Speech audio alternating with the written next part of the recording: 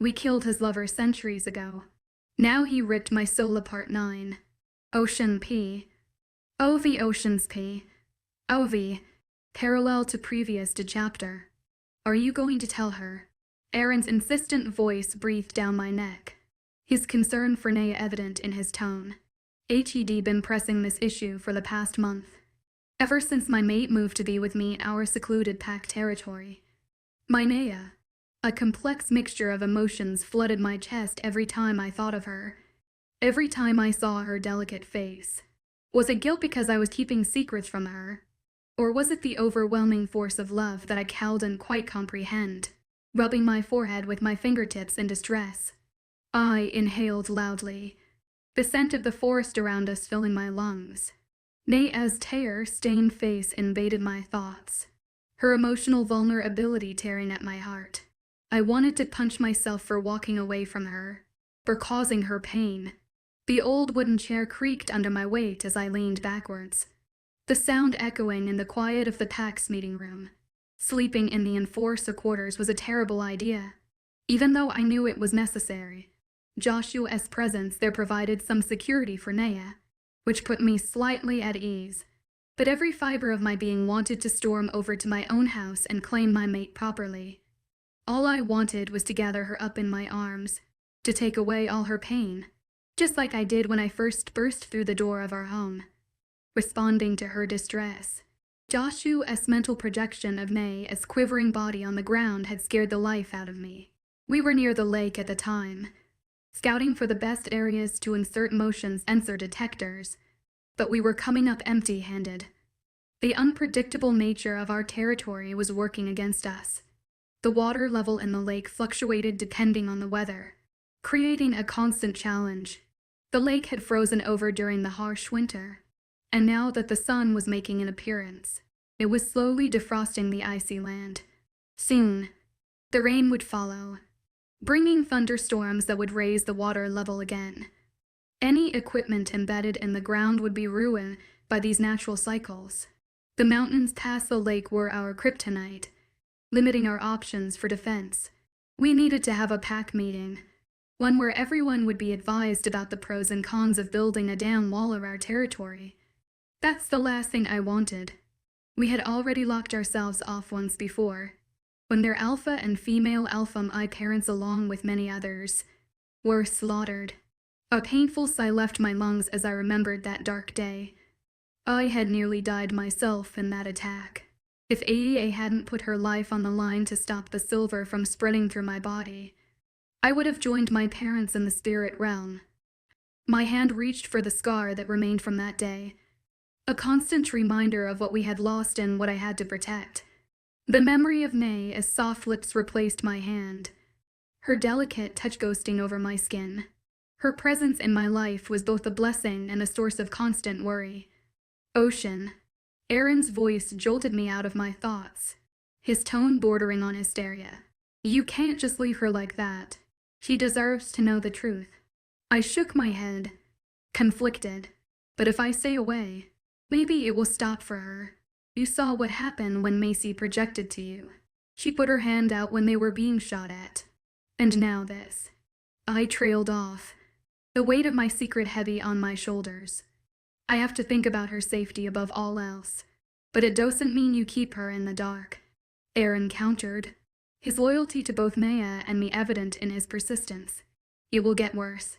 Like it did for me. It will overwhelm her, I argued, remembering my own struggle. It had taken me years to control my abilities. The first time I was told why this was happening to me, I didn't believe it. Who would? But as time passed, it made perfect sense. That's when I first saw her. My mate. The one who would change everything. We didn't have the large walls back then. We just lived in the woods in houses like this. Hence, I was able to visit Alpha Russo's pack on business that my parents were conducting. They didn't allow strangers, but he complied because my grandparents were acquaintance of the real Alpha and his family. Alpha Jace Russo was a born beta. His father was the second in line after the future Alpha. Jace's best friend was murdered. We weren't close back then, but we respected them. They lost their future Alpha, but no one knew how. I remember his reaction when he first saw me. Like HED seen ghost. When he told me while later on, it felt like I had seen a ghost. Another reason why I didn't want to tell her the truth is because I didn't want to scare her. Have her living in fear. Then you teach her how to control it. The poor girl thinks she's sick. They're unkept pacing around the office I had in the quarters. I hardly stayed at my home before Naya. I had my own place here in the quarters. Thankfully, Uncle Stephen didn't show Naya my place here, or she would have seen all the pictures I have of her. Like a fucking stalker. Frustrated, I pulled at my hair with both hands, digging my elbows into my knees. A picture of her stared back me from my desk. It was a photograph I took 3 years ago. It took him nearly a year and a half to find her, and she looked exactly like the person from the images Jace LaRusso gave me from 30 years ago. Even though it was only a picture of her from previous life and I was 17, I knew she was my mate when I first saw that photograph. I've seen glimpses of her in my dreams for years. But images held nothing on the live version of my mate. She was a temptress, body made for men to lust after her and women to want to be her. In the picture on my desk, her mid-length hair was thrown over her shoulder, waves frozen in time. A little blue tank top fitted her upper body. Dark blue jean shorts shaped her toned butt and thigh. My blood boiled every time I envisioned other men watching her with lustful eyes. She was fucking made for me. She had been mine for centuries. Since the beginning of time. Bro, I swear to goddess. You might be the alpha, but I'm ready to kick your ass. My mate is mad at me because she's mad at you because she's mad at you because you're the alpha. So she's mad at me. Un kept rambling away. Macy didn't know that he was ordered to tell me anything and everything she mentioned about Naya. Well, at least you can be with your mate. I can't with mine. The venom dripped from my voice. You can if you tell her, he suggested, finally sitting his ass down on one of the sofas thrown against the wall. It took me years to control it, even longer to come to terms with death. I didn't stay away from her this long to have it all get taken away from me within a blink of an eye. I've seen it myself. Her hallucinations were memories from our past lives. Who the fuck would have thought of that? Past. Fucking. Life. I didn't know that was even possible. When she said she was sick, I thought of him trying to kill her in some elaborate way, like he successfully did for centuries. But no, she was just remembering. According to Lee, we've lived 7 lives and maybe more. Brutally murdered over 7 times. We may not remember all of them, but we will some of them. It was gift from the spirits to defeat the Darkling. Only problem was that HES indestructible, but maybe not for long. Not after what Naya and I were able to accomplish in our last life. This was the first life ever lived where we have an advantage. I made sure he killed and find her by keeping away from her. However, he had already found me, found my pack. That is why I didn't want to bring her over. Unfortunately, I already jeopardized her safety by being at Greenville at the same time as her. Damn it if I knew she was going to be there. She wanted to surprise her best friend, and in the process she astounded me. My goddess, was she beautiful. I was used to seeing her in pictures that my used to send, but seeing in person took my breath away. Her dark hair waved around her back as she made her way down the small stone staircase. All I could see was her. The world revolved around her. My life belonged to her. I sounded like the teenager I was before my parents died. A numbness washed over my body with an acute feeling of sadness. I miss them every day and wish to bring their real killer to justice. The Darkling. A lot of supernatural creatures weren't aware of his existence. Some believed that he was a myth, concocted by elders in order to keep each supernatural race pure. However, he was very real to us. I knew why he was after us. I just didn't want Naya to worry about him constantly, like I do. I hated him. If it wasn't for him, the human race wouldn't be as powerful. We wouldn't be living in fear, losing our loved one on a daily basis. I spoke to Lee again yesterday. She's dying to see Naya. Unfortunately, she doesn't have new information. She's trying to contact a witch. I changed the subject. Oh yes, they used to be best friends. Unchuckled. I was grateful for them. Macy would have her throat. He was right. I've seen those two together. They were sisters. Period. What do we do now? I wondered out loud. I knew the right thing to do would be tell my mate the truth. Why I was avoiding her. Why I didn't want to bring her over. Why I made her cry last night. It fucking killed. We weren't fully mated, but I felt every contraction of her heart. I felt it when her throat clogged with tears. I knew something was wrong when I felt fidgety and agitated, followed by intense poured sadness, yet I still didn't make my way to her until Joshua's projection. It frightened me to my core. You tell her. He didn't shout but made each words more prominent. A snarl left my lips. Anyways, do you get any more your past lives memories? Yes, it was the same one she got. We were in thos. I've had one from that time period before, so I know. Only she saw our death, whereas I saw our life before we went on the run. My apparitions were increasing due to her presence. Hers were just starting. I recognized the signs before a memory attacked. Hence I had time to place myself in a safe space. Man, it still freaks me out sometimes when you talk about things like that. Finally settled down, leaned back in his seat with his hands behind his head. We've known each other since we were kids. When my parents died. His father, the beta, became a temporary leader, and Livia mother forced me to move into their house. I stayed there for 1 year before training full time. At the same time, Stephen was teaching me the ropes of being a leader. That's when we decided to build the walls. The mayor wrote us reparations after the brutal killings of so many innocent members of my pack. Only he knew it as a community. My father had tried to bring attention to the mayor about the unjust killings of our community, but he never bothered to take any serious action until the massacre. Luckily, we haven't had any brutal attacks since then. Maybe it had more to do with keeping the Darkling away than the hunters. Accordingly, he started all of this centuries ago. Now it was our turn to stop him. Only problem was Naya. There was no way it'd put her in harm's way, even if it meant keeping her at arm's length. No matter how much it killed me. No matter how I wanted her hands on me. Lips on mine. Damn it. Gosh. Where is she? 9.5 Oceans P. I called and get through to him. It irritated me every time when I kept his link closed. As an alpha, I could force my way in. But this time was different. He was trying his hardest to block my every probing. Jealously filled my bones. Startling Aaron? I hurriedly made my way out of my office adjacent to my bedroom, and out of the quarters door. Aaron's frantic voice fell on deaf ears, mine were screaming at me. Worse, I couldn't feel Naya's emotions. I knew she couldn't feel mine as strongly as I felt hers, but the connection was always there. Unlike at this very moment, there was nothing but void. A void that was there before I physically laid my eyes on her. She was blocking any connection there was, or she was too far away. Fuck. I shifted into my wolf form before relaying all the thoughts to Aaron, who followed suit. Picking up my discarded clothes of the forest floor, I sprinted toward the main gates. She left. How the fuck did she leave? Joshua. Aaron's link was wide open.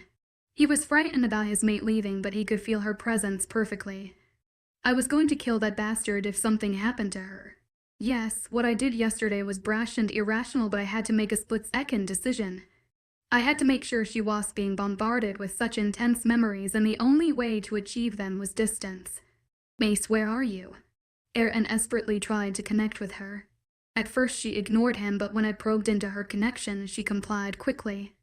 Alpha, Chef, my best friend. Please don't make me betray her. She was scared, which made me terrified. She really did leave. Where is she? I didn't care how I spoke to her. Aaron might be like a brother to me, but I cannot have my members betray me like that. It breaks the earnest trust between a member and the alpha. My thoughts projected to her unintentionally. The anger and disappointment reached her. I'm sorry. Her shameful apology was followed by a projection. A scene rolled like a B-movie. A scene that boiled my blood. Etched itself into my memory like stone carving. Agony burst through my body. Naya, getting into the Tahoe with Joshua. then driving away together. Jealously overflooded my emotions. It's not like that. I mistakenly left my link open when I intervened between the two mates. She's not well. My dad arranged couple of appointments. She's going home, where she can figure out what's going on with her. Home. The word hit me across the head. This was not her home. I didn't make her feel welcome enough for her to call this a home. She belonged in a mansion with high technology and fast cars. She's not like that. With all due respect, Alpha. She's a strong woman and an alpha. I've known her all my life and I've ever seen her cry this much. I apologize for not informing you, but my friend is in pain and is sick. No one knows what's going on. She's going to seek the treatment from where she can. She's not sick. I severed all the connections and sprinted faster than natural speed. Erin was falling behind, but I didn't care. I needed to stop her. I should have told her. She's a damn alpha who would do anything she wanted without asking anyone. It was engraved in her genes. I knew that the Darkling roamed around the outskirts of the walls. He manipulated the hunters, helped them get in because he couldn't. Stupid. Stupid. Stupid. I cursed at myself. I should have told her. She's smart. No matter how mad she was at me, she would have never jeopardized her life like that.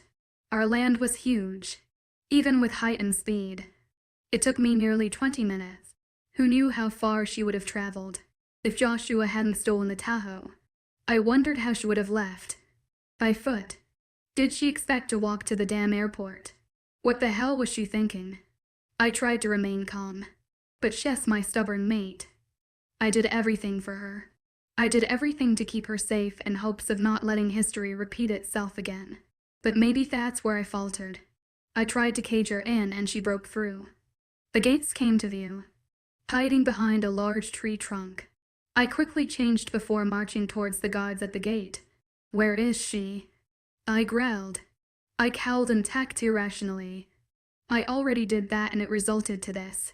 Taking in a deep breath, I gathered my thoughts. Joshua and Naya. How long ago did they leave? I asked in a low voice. Alpha. They told me he looked petrified. He was stunned.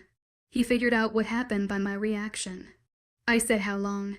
I didn't have time to listen to the rambling confession of his mistake. Half an hour ago. His voice trembled. My vocal cord hurt. Get the enforcers. Moss and cars. We need to get them back. I moved towards the smaller gate. And talisman. Hexes were why the Darkling Cow didn't get in. It was why Lawton came to pick us up. Each car had a talisman that it protected us against him.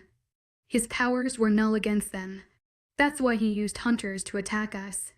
Unfortunately, those charms wore off, and if Joshua didn't check its radiance before taking out the Tahoe, he was going to be dead, either by my hands or the Darkling's.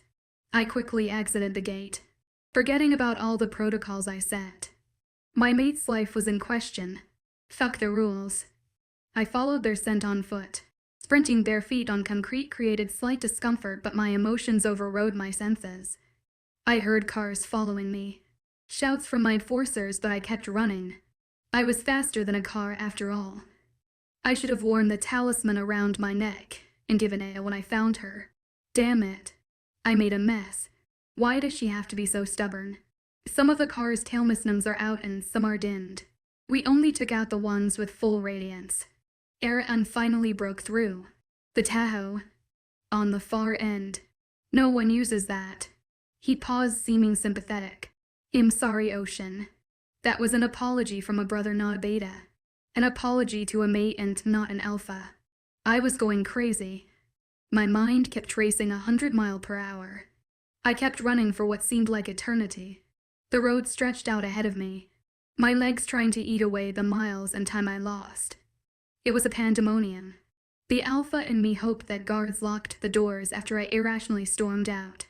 I was choosing my mate over my pack. What hurt the most was she never complained. Erin always moaned that Macy complained about the little she got to spend with him. Nada. Unlike Naya. Not one single time did she mention the lack of attention I was paying to her. I should have paid attention to her. I should have asked about her day. If she had a good time. What did she do?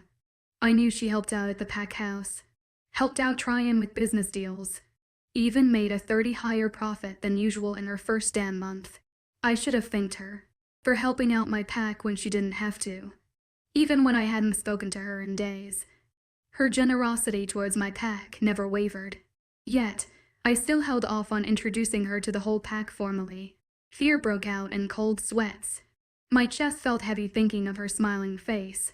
She didn't smile often, but when she did, my whole world lit up. I needed her. I just needed to hear the warmth of her voice, not the cold anger from previous day. Determination surged through my veins as their scent got closer. That's when I felt it. Heard the loud blast. My whole body slammed into an invisible wall.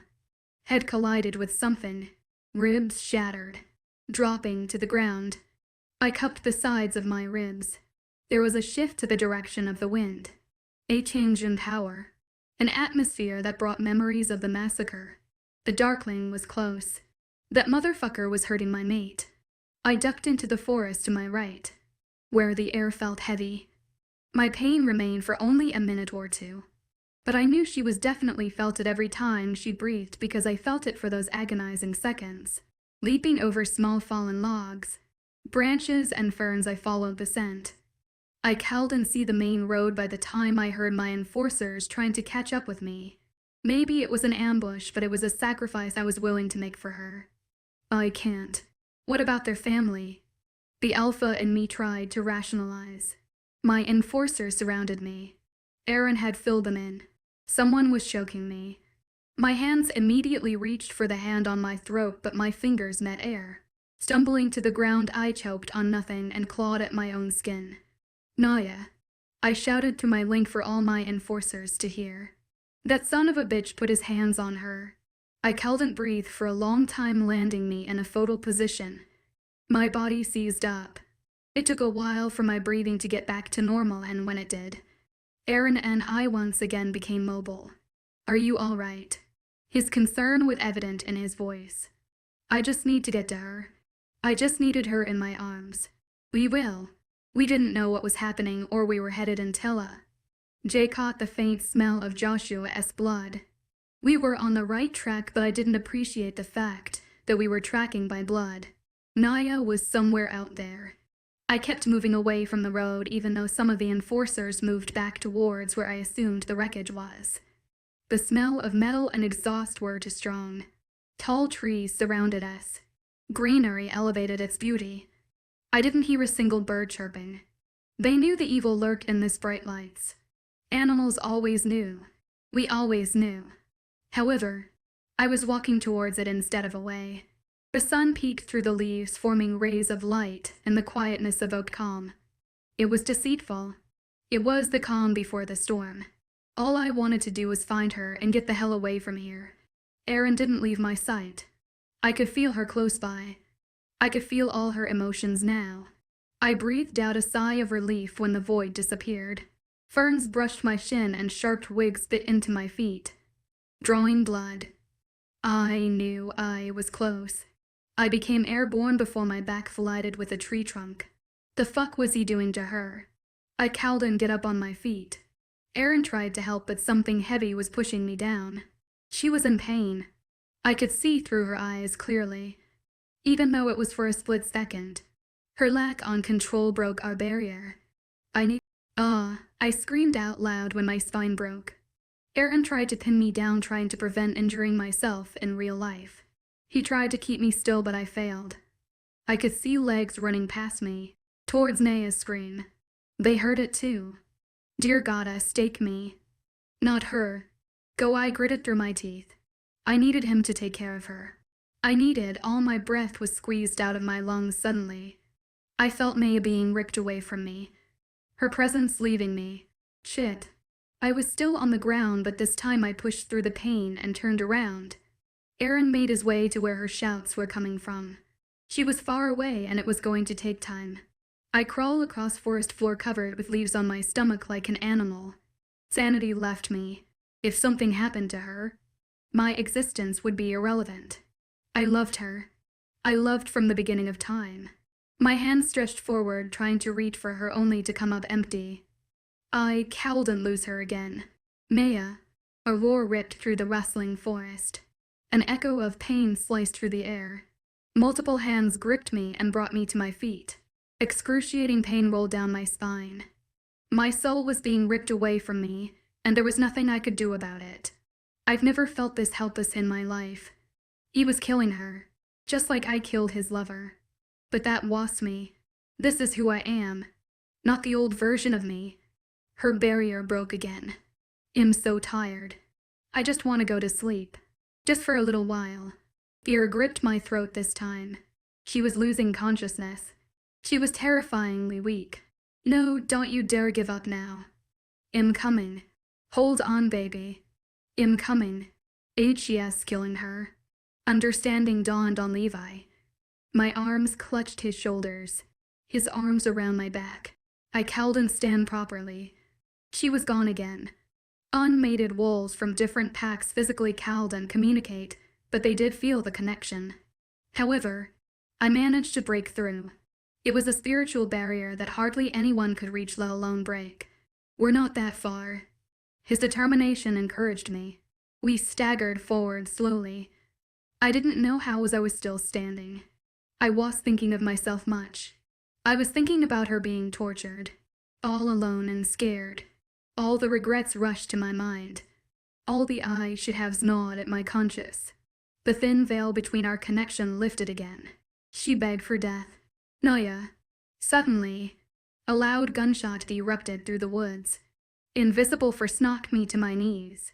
Chest gone. Void consumed me. Nothingness replaced her presence. My hands fisted the ground. Soil embedded itself underneath my fingernails. Anger and grief pulsed through my body. Blood simmered in my ears. A loud roar erupted from my throat. This is not happening. Not again. I lost my parents and now my mate. No. Using anger to energize me. I stood and jogged forward. There was no physical pain this time. It vanished with the presence of my mate. My eyes threatened to water. It was the time or the right place. I wanted his head on a stick. I wanted to rip him apart, limb by limb. It didn't take me any time at all to reach small clearing with a large log horizontally laying on the ground. A black cloak puddled on the dirt. My mate's lifeless body lay parallel to the log. I cowled and looked at her. My eyes roamed around aimlessly as my feet mechanically moved to her. Everything happened so quickly. I numbly sat down next to her, gingerly taking her face in my shaky hands. She felt so cold. Her eyes were half closed, delicate lips slightly parted, her hair loosely tied on one side. A loud sob left my mouth. The dam broke. This is how our lives end once again. I had no intention of living anymore. I needed just one life of peace with her. If it meant preparing everything in this life and defeating the Darkling in the next in order to get a simple long life with her, then so be it. Gently, kicking her upper body up, I held her tight against my chest. I'm sorry. I'm so sorry.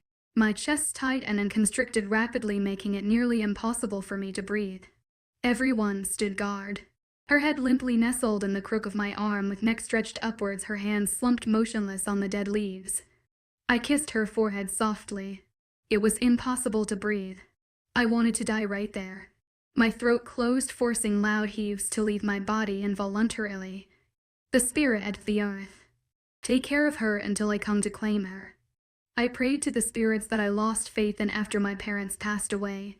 They'll be there in a few days. Wait for me, baby. Just a few days. Then you never have to be alone. That's when I heard it. A sound that shook me to my core. 10 oceans P. O.V. A faint heartbeat. Every onus head went towards her lifeless body.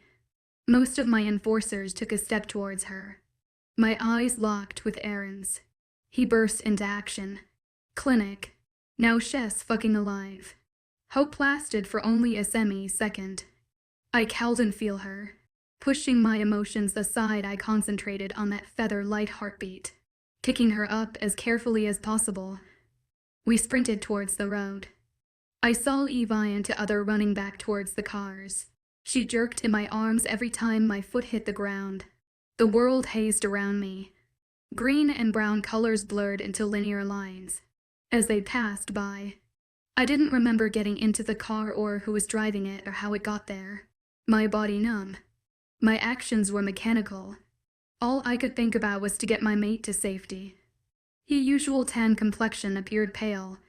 Her feather-light heartbeats were 10 to 20 seconds apart. It was unnatural. I hated that I cowed and fell her. I hated that her eyes were now closed shut. I just needed to see her stormy gray eyes. See her smile. She was perched up on my lap while the car sped over the limit, consuming away the miles that led home. Her hair tie had come loose, so I took it out. Her long hair was tangled with twigs, leaves and dirt, but I didn't care. She was still the most beautiful person in the world to me. I tried to untangle them from her hair, one by one. 27 of them. I counted. To keep me sane, to have one thing to focus on. If I didn't, I might have been howling in agony. A small pile of debris scattered across the SUV floor. Afterwards, I smoothed the tangles down, making sure not to tug it with too much force. I remember a dream from weeks ago. After she moved in with me, it was a dream of us, tangled in the sheets. The room was bigger than my whole house with gold and antiques decor. I remembered thinking of it as chambers. We were covered in sweat from head to toe. Her head lazily rested on my shoulder and our breaths intermingled above my chest. Her thigh draped over mine, feet wriggling lazily against my shin. She drew images on my pectoral muscles that sent tingles straight to my D. She playfully swatted my chest. No more. I can't. A small smile touched my lips in real life. She felt so warm and delicate under my big hands, not the cold and limp form that was crumpled in my arms. I remember running my fingers through my long, silky hair. It smelled of frankincense then, whereas now it smelled faintly of jasmine, heavily mixed with woods and grass. My stomach dropped. I remembered waking up early that morning, leaving without saying a word, coming home later than usual. I didn't want the connection between us to get stronger. It didn't even make sense anymore. Why did I do it? At first I kept telling myself it was to protect her from the pain of knowing that death was inevitable for us. Then, on a section, when a month flew away, it just became easier to keep it myself. She was so pure I didn't want to taint her. Gulping loudly, I brought her even closer to my body, trying to use the heat to keep her warm. I didn't take my eyes off her even when the car entered the rocky patch of our land. It swerved around trees, bounced on uneven ground, but it made it to the clinic in record time. Jay opened the door, allowing me to rush into the clinic. Blurry forms moved towards me. Distorted voices reached my ears, but everything was ignored. I raced past the reception R, right into operating room, and laid her down on the gurney. Yes, her heartbeat. It's too far apart. My throat hurt. The scar itched, tightening its hold. You need to go on. Ill am not leaving her. I can't. I choked on my own saliva and kept repeating myself. I can't. Firm hands tugged on me, pulling me away from her. I fought back, holding on to her with the little energy I had left. Her torture took a toll on me too, and I realized that I had been running on fumes. Dizziness took a hold of me, causing me to stagger back. My hand left her arm. Fingers lazily grazed away. Familiar bodies surrounded me, and soon my back hit something soft. I held and kept my eyes open. Then a sharp object prick led my arm, knocking me out straight away. Continuous beeping noises woke me from deep slumber. Groggily, I tried to remember what was going on. I knew I was in my bedroom because my bed was as soft, and either did I have that absurd noise in my room. Naya. My eyes snapped open. Sitting up, I looked for her frantically. She was lifeless laying on the only other bed in the room. Wires sprouted out of her chest and arms, attaching itself to the beeping monitors and the clear liquid bed that hung on a drip stand next to her bed. Her heartbeat was normal, unlike before. When I tried to move, I noticed the needle that was shoved into the back of my hand. An identical bag was attached to the other end of the clear wire. A blue post-it with my name on it was stuck on top of it. Ocean. Don't take out the tube. Roll the drip stand if you need to. You need the full bag of glucose. I left a comfortable chair next to her for you. With love, Ada. She knew me all too well. After my parents died, I spent majority of my time with Ada. She lost her son that day. An elite enforcer of my father's time. Young and courageous. He taught me how to fight. Always kind and smiling. He died protecting me after my parents were shot. Since then, Ada took upon herself to take care of me. She saw her son's death as a purpose. Saving the young Alpha. A nickname he used to tease me with. I followed her instructions without question. That's the least Tyke Alden do. It took me a while to maneuver myself over to her. She looked so small and fragile, which she was anything but. My hand immediately reached for her face, which was warmer. Hot water bottles and heat packs were stuffed under the blanket. I tried to be tender whilst grazing my rough knuckles down her pink cheeks. A cold sadness seeped into my soul. I couldn't feel her. There wasn't one single shred of connection left between us, and yet I still loved her. I guess I didn't need the earth spirits to tell me she was mine. Feeling helpless, I sighed, resting my forehead on the back of her hand. The other one had an needle at the base of her upper arm. I kept listening to her heartbeat, no matter how strong and steady it was. I needed to see her eyes open and hear her voice for reassurance. But one thing was for sure, that she was alive, and yet I might have just lost her forever. Aaron's scent entered the room before the sound of his knock. I mumbled to come in without lifting my head. How are you holding up? The uncertainty in my beta's voice when the alpha is absent was unacceptable. All right. How's the pack holding up? I needed to know if any hunters got in. My pack was left vulnerable because of my actions. I wouldn't be able to forgive myself. Do you remember anything? Images flashed in my head. Snippets of blurry, colorful motions. The only person I remember clearly was my mate in my arms. Everyone is well and accounted for. I don't. I tried to remember everything that happened after I collapsed the first time, but I came up empty. Joshua shot him in the head. Then Jesse saw him vanish under the black robe. He picked it up on the way back and put it in a Ziploc bag. What good is that going to do? Resentment simmered under my skin. We never could get near him, let alone catch a scent. Scent maybe. I don't know. This is the first time we have something of his, with blood drops on it. He pushed. The word blood had me turning around. Yeah, there is a scent this time. He might be able to obscure his body odor, but not blood. That doesn't work unless he bleeds. My optimism fizzled out quickly. He sighed when I turned away from him.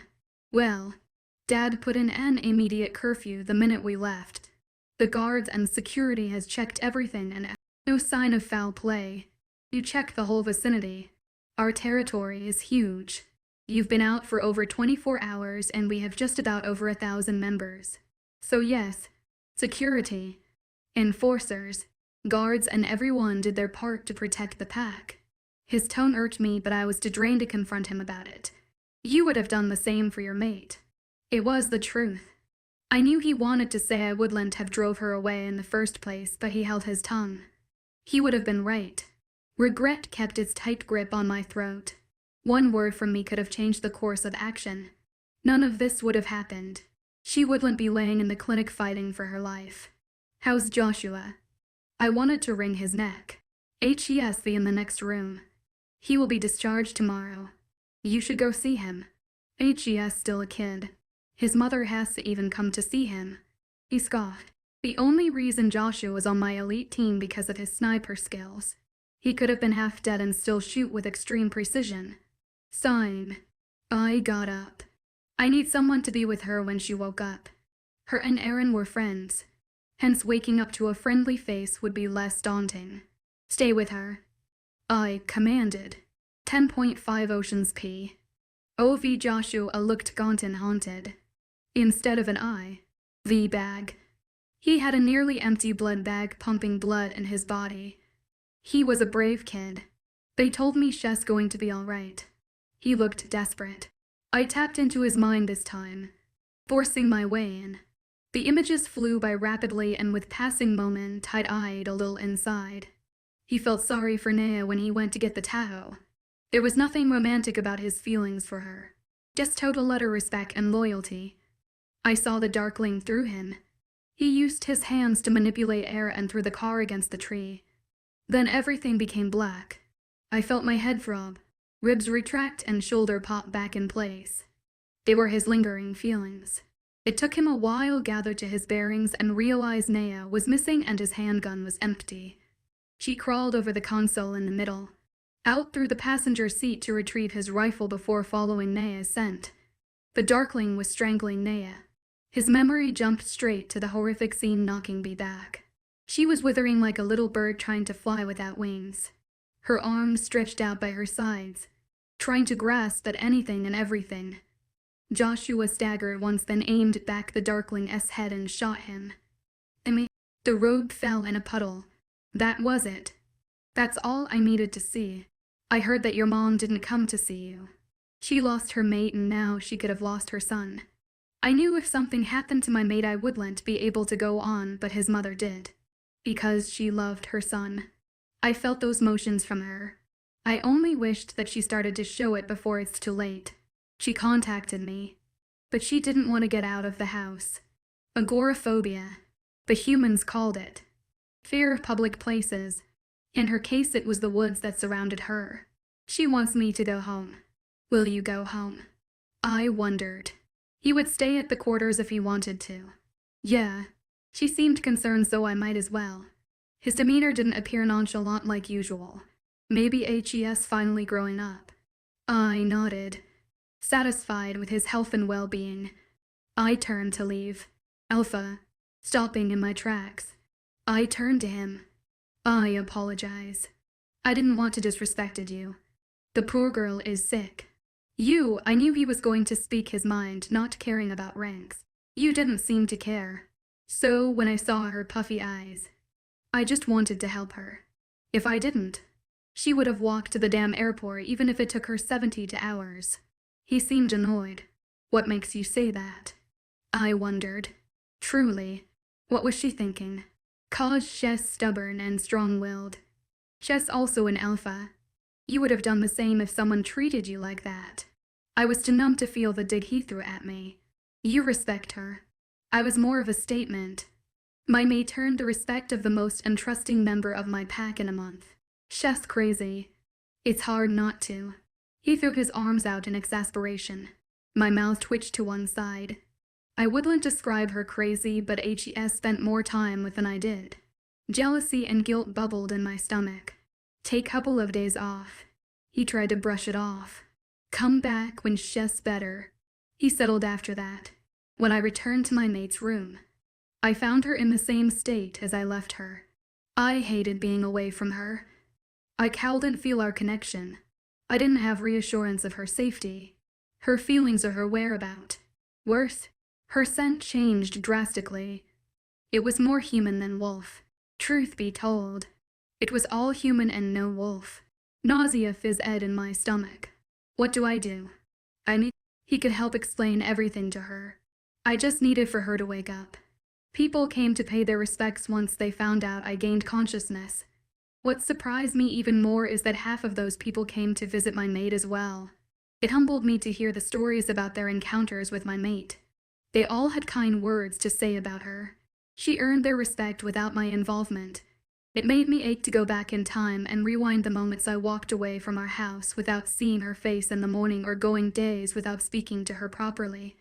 Macy visited even when I was unconscious. Their bond was staggering. I knew I should be angry about their betrayal, but I didn't have the energy in me to punish them. I just wanted it to all end. I felt weak. Shame consumed me. I used a satellite phone to call LaRusso. Told him everything. I knew he couldn't lead his pack because it would be the perfect time for an ambush. He was going to send Lee. She's been itching to see Naya. She finally got her wish. I woke to soft whimpers the next day. I was by her side in an instant. Her heartbeat started to rise. I gently stroked her hair back, trying to coax her out of whatever nightmare she was in. It didn't take her long to come around. Her heartbeat started to decrease. Gray eyes fluttered open slowly. My body sagged with relief. The lights were dim, allowing her open her eyes fully. She stared at me with a perplexed look. What if she lost her memories? Fear grappled my senses. What if that's what the Darkling aimed to do? She fisted the front of my shirt immediately. Is he alive? She looked frantic. Is Joshua alive? Yes, yes. Why, she fell back on the bed. That was not what I expected from her the instant she woke up. With a relieved sigh, she replied, I tried to lure that person away from Josh or he would have killed him. She was still feisty as ever. Why would you do that? It made me angry to think she would put herself in harm's way. Because that's what we are supposed to do. Protect, she remarked with a stunned look. Like she couldn't believe it'd say that. Yes, also a friend who I put in harm's way. So it was my responsibility. Trying to sit up. She winced. My hands immediately reached to help her get up. Josh was right. She was somewhat right. She's crazy impulsive. You can't put your life in danger like Naya. It sounded like I was scolding her. It's reckless. Again? Did I know this was going to happen? She was in shock. She kept trying to get up and off the bed. I need to go home. Wait, what are you doing here? Touching her soothed me, but unfortunately, my touch didn't seem to soothe at all. Her to tapped my chest. Naya, you've been hurt. Just lay down and you'll get the doctor. Stop trashing around. She finally looked around, taking in her surroundings. She squinted, relaxing slightly. She's awake. She came almost instantly. They've briefly met before, therefore she remained calm throughout the whole post-check-up process. I stuck around even though I didn't have to. I wasn't leaving her without talking to her. Wasn't willing to make the same mistake again. 3 days. 3 days. My family must be freaking out. Once again she tried to get out of bed. It's time to know she didn't think of me as family. Why would she? I didn't give her any reasons to. Aaron spoke to them while we both were unconscious. They know about the accident and they are on their way here. They should be here by the end of the week. I explained. I wanted to touch her, but it would calm her. Frustrated, I ran my hands through my hair. I need to talk to you, I exclaimed out of the blue. She was strong. She could handle the truth. Maybe it was the right time for me to speak to her. She just woke up from an attack. I should give her more time, but it would be giving myself another way out. She perked up at my confession. Her beautiful face filled with curiosity. Maybe after you eat or feel better, my wolf is gone. I realized it when that son of a bitch was torturing me. What the hell are we going to do about that? Her expression filled with anger. The calmness about her wolf being gone somewhat scared me. It was the calm before the storm. Just like when she told me to get out before she made arrangement to leave. Exasperated, I sat down on the bed facing her, took her by the shoulders to steady her. Just listen to me for once. I was losing patience quickly. Things had escalated well beyond its measures. One of my hands left her shoulder, making its way towards her cheeks. She leaned away from me looking confused. Another pang of her crossed my chest. Again, I deserved it. Just say it, Ocean. There was venom in her voice when she pronounced my name. I need you to not say anything until I finish. I used my command on her, but she seemed oblivious to it. My goddess, her wolf, was truly gone. Taking a deep breath, I took a moment to compartmentalize. The guy that attacked you. He was a hunter, I gathered. She stopped when I stared at her. Annoyed. Taking a deep breath, she settled. He was the one who... I stood, pacing the length of the room. He has powers. Powers that can be manipulated in ways no one knows about. He blends in with the humans, so I personally think he's one of the leaders of a hunter's group. I knew I was skipping, but I didn't know where to start from. Point is, he right now has a lot of hunters backing him up. So he is behind all these attacks. On my pack and on Red Mount Pack. Her alpha personality was still there. Logistics and knowledge before advice and outburst. She listened keenly. He is trying to hurt you because of me. I took a deep breath and shot the arrow. It's because we killed his lover centuries ago. Ocean's P. At first she remained silent. Then, a distrustful smile stretched across her lips. She opened her mouth to say something, but I cut her off, knowing exactly what would make her believe me. You are until. They aren't hallucination. They are memories from out past lives. The more you know, the more regular they become. She appeared to be stunned. I'm sorry. I acted like a dickhead. I just didn't want you to know the truth because there's more. There was a lot more that I needed to explain to her, but instead I was babbling. How could you convince someone about an alternate reality when they've been believing in a whole different one? Sighing, I sat down on the chair next to her. This is not our first life. We've been born repeatedly for centuries. I think this is our 8th life. I'm not sure. Honestly, Lee thinks it's because we are the only ones who can defeat the Darkling. We've nearly succeeded before, but HE's a lot stronger now. She looked even more confused. Who's Lee? She finally asked. She used to be your best friend in our previous life. You two were extremely close. I paused, watching her head shake from side to side. I was the future Alpha that was killed in Red Mount Pack. Alphal Aruso Estak. That's why no one knows about why they were and why they died. That's because it's us and they knew no one would believe them, so they just say it's the hunters as we were decimated. I sighed. Remember Lee's tear-filled voice when she told about that day's tragedy? She didn't seem to believe me. You know how we were told stories about hybrids and that they aren't real? Well, that's what the Darkling is. In the 1st century, we used to be the king and the queen of Tizcan Valley. I continued. Tizcan was one of the ancient high-functioning civilization on Earth. There are remains left that are perfectly intact. How no one knows. Humans believe the Earth was formed millions of years ago. True. But we believe that the spirits created us instead of evolution, as the humans called it. Why? Because we have the powers to show it. Humans were being born and so were hybrids. I don't have any visual recollection of it, but when we nearly defeated the Darkling last time, he disclosed that we gave order to kill all the hybrids because they were killing people with their powers. It was like a game to them. They were all psychopaths. However, just somehow fell in love and they started killed as a couple. They had powers beyond anyone's control.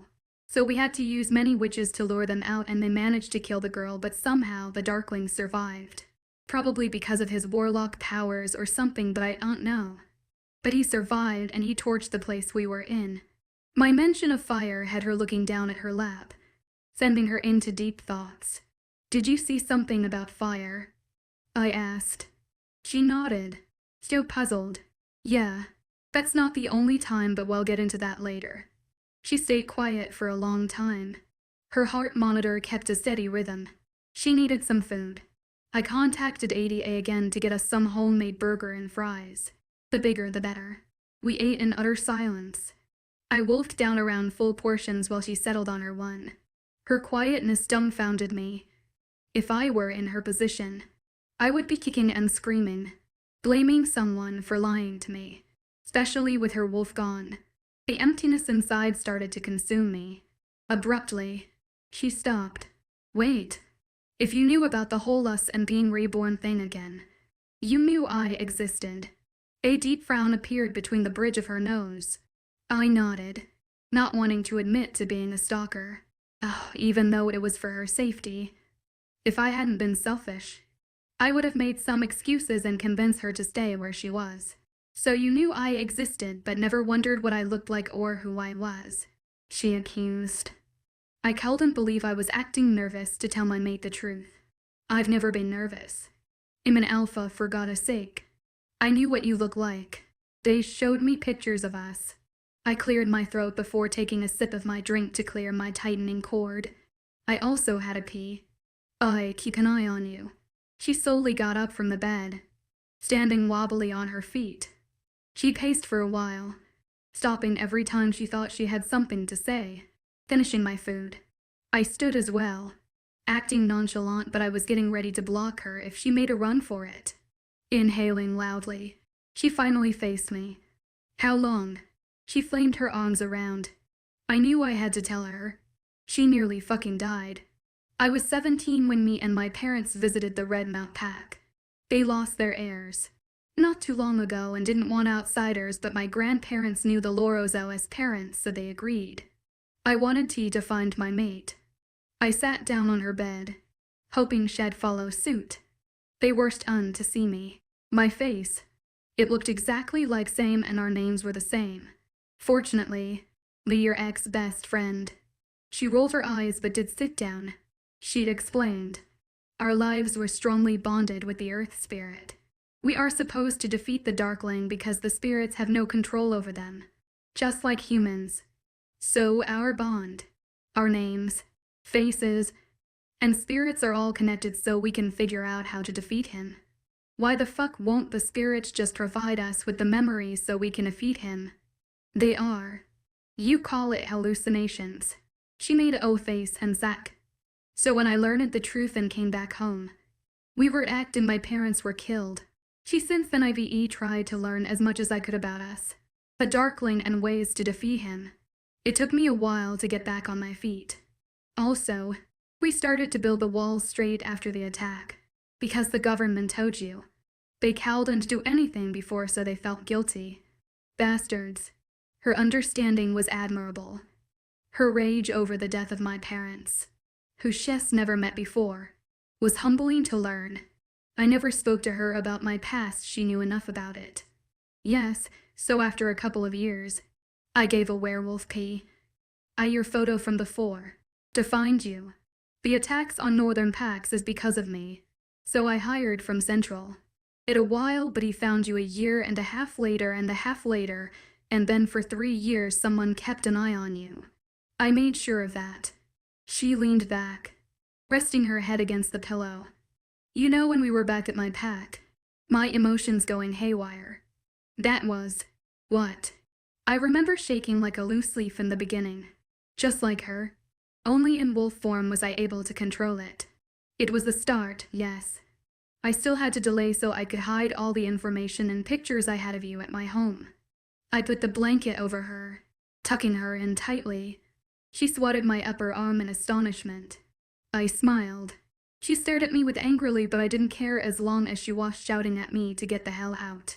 You should have told me, she scolded. I'm sorry. Sorry won't bring her wolf back.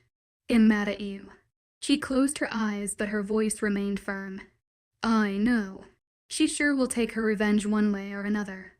I think I heard you just before. She swallowed. Before my wolf abilities started to fade, I dimmed the lights out. She was falling asleep slowly. I knew you'd come. Her last whisper took my breath away. I didn't deserve the confidence she had in her voice when I completely let her down. Kissing her forehead, I slowly brushed her hair back. I needed to find a way to get her wolf back, even if I had to sell my soul to the devil. 11 alive. Naya's POV. I was going to kill him. That fucking Darkling. He was going to die. One way or another. Troubling thoughts clouded my mind while the calm lake before me failed to subside, the turmoil bubbling up inside. A week passed by within a blink of an eye. My existence seemed meaningless without my wolf. The physical strength, heightened sense in my strength, was all gone. I was discharged a couple of days after waking up, but ADA kept me under heavy medication. Supplements, she called it. All kinds of vitamins and calcium that humans took. I started to get tired quicker than usual. People walked everywhere here, and so did I when I had my wolf, but my body physically would shut down after a mile. Hence, I was stuck at Ocean's house. My parents were staying with the Draco's family, but my mother came over every day, babying me. I was an alpha for God's sake, even if I didn't feel like it anymore. I was always cold even though spring had taken over. I felt lonely and empty inside. Worse, I couldn't feel Ocean anymore. The mating pool was there, but I didn't dare tell him that. He was already riddled with guilt and I didn't want to add more pressure on him. It frightened me, honestly. I couldn't feel his presence when he was near, but not in sight like before. I couldn't feel his lingering emotions anymore. Tears repeatedly kept leaking from my eyes. I tried to hide them as much as possible, but I knew, deep down, I was deteriorating. My bones felt heavy, joints popped with every movement, and a constant headache that never allowed me peaceful night of sleep. The hallucinations stopped too. Another information I hid from Ocean. Any ties I had with the spirits were severed. Sometimes, I cursed the spirits for leaving me there to get tortured by a sadistic immortal. It took a while for the seriousness of the situation to sink in. When my family found out the truth about us, they didn't believe it until my father spoke to LaRusso and saw the pictures that Ocean hid in his room back at the quarters. It was uncanny how much we looked alike. The picture contained 18-year-old Ocean, Dace LaRusso, Izia, and 17-years-old Lee and me. In the middle, Ocean had his arm wrapped around my waist while his other one hung over Ace's shoulder. His hair was cropped to its roots and a big smile stretched across his young face. I had my arm around his back and the other one around Izia. He kept his hand on my shoulder and the other one held onto his backpack. I looked happy. The lean of my body against Ocean indicated how intimately involved we were. Lee looked shy beside, holding onto his arm. In the background, lockers were stacked up against the wall. The exact same ones that appeared in my memory. It reminded me of my old friends in high school.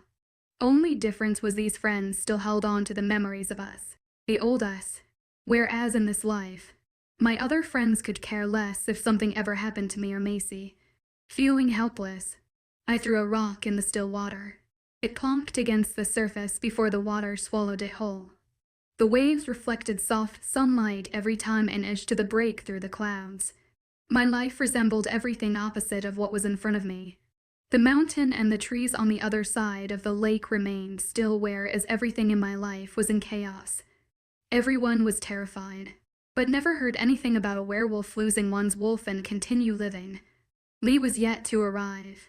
They didn't want to make any impulsive actions that could jeopardize their pack. Apparently, she figured out how the Darkling found us. How he always finds us. Only this time we had protection against him. Even if it were for a short period of time.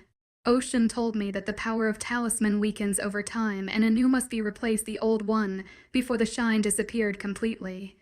Lee managed to obtain quite a few talisman with longevity, but it's been years. Frankly, I was anxious to meet this woman who dedicated her life to the mysteries of her best friend's death. I wished I remembered her. Ocean spoke very highly of her, and it made me realize that they helped him pull through after his parents' death. Did you meet your parents from your other life? Ocean hadn't left my side since I woke up in the hospital. It felt odd to see the fierce emotionals alpha to be sitting on a checker sheet next to a picnic basket. I did. He was lost in his own thoughts just like me. Did he miss me? Did he miss not being able to feel my emotions? Did he still have the mating pull? So many unanswered questions, but not enough courage to ask. How were they? I wondered about mine too. I wondered about all my other lives. Oddly enough, I missed getting the memories. I was still with my parents when I first met them, so it was a very territorial tug and pull, but they had to accept I was their Ocean. In all honesty, the parents we have, the friends, they will always change. The only thing that's constant is you, me, and the Darkling. He received more memories than me. Therefore he had seen our families from different lives. What about mine? I loved my parents. They provided me with everything I ever needed and more. You didn't like them. They actually didn't even realize that we were sleeping together before either of us turned 18. Shot. I turned my head towards him slowly. A ghost of a smile touched his lips. Okay, so because we grew up in the same pack, we were very connected. I felt it when you shifted and you did the same. Lee told me that I practically slept at yours and your parents never even noticed. Oh my goddess. They must have been good parents. My dad would have killed anyone I brought home. Suddenly, he grew, sitting up to his full height. Angry waves vibrated off his body. Not that I have, just that they were very protective. He deflated like a balloon. A loud sigh of relief brought him back down. Shaking my head, I turned back to study snowy mountain tops. You see behind that hill. He tapped my shoulder before pointing to the smallest peak. I nodded. There's waterfall there. When I was young, I always went there with my friends after training. We were only 12 or 13. I always wanted to take my mate there. He sounded sad, knowing he wouldn't be able to do that anymore. I couldn't walk that far, little hike up, anything. I didn't say anything to that. Didn't know what to say. We sat in silence. I was surprised by his comfort level towards me. In some level, he was still a stranger to me, now more than ever. Without the connection, I didn't know what I was supposed to do. I was used to him not talking, not being around, but ever since my attack, he's been there, constantly. He put his hand on my back. How are you feeling? He asked me that every day. I pretended to be calm and collected in front of him and everyone else, but I was far from it. I was dying inside, battling with the trauma of what had happened to me. I don't know, was my only answer every day, but I decided to something more. The truth. I want my wolf back. We should get back. Lee is on her way. I knew he was doing everything he could to figure out what was going on. On the way home, I noticed the heavy growth of his beard, dark circles under his eyes and slimmer frame. My heart sank. He was suffering too.